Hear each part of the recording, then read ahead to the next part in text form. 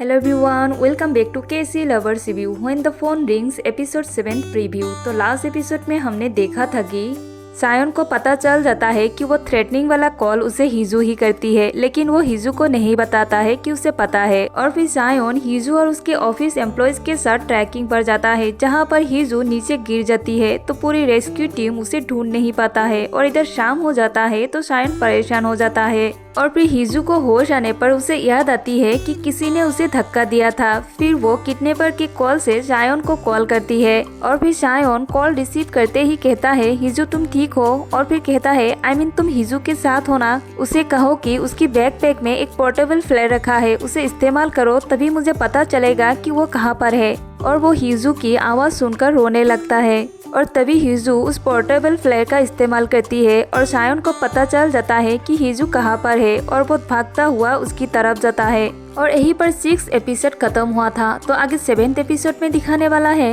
सायोन को हिजू मिल जाता है और वो देखता है हिजू के पैर में चोट लगी है तो उसे उठाकर हॉस्पिटल ले जाता है।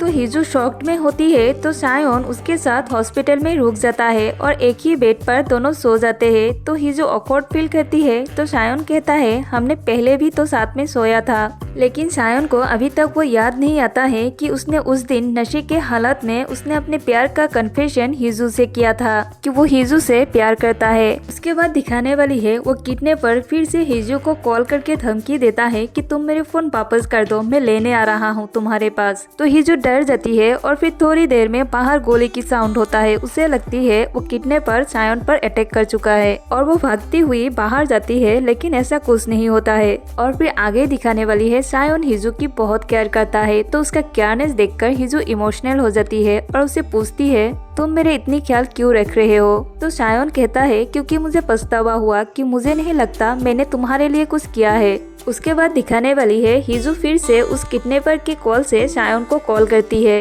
तो सायोन उसे कहता है अब से मैं चाहता हूँ कि तुम मेरे सवालों का जवाब दो, क्योंकि मुझे पता है तुम रियल किडनैपर नहीं हो। तो मेरा मोस्ट इम्पोर्टेंट क्वेश्चन है क्या तुमने उसका चेहरा देखा है। तो हिजू कहती है कि वो मास्क पहना हुआ था। तो नेक्स्ट डे सायोन अपने चैनल पर उस किडनैपर के बारे में सब देता है और यही सब 7th एपिसोड में दिखाने वाला है। आई होप आपको ये ड्रामा और मेरी एक्सप्लेनेशन पसंद आई हो। Please subscribe my channel and like this video.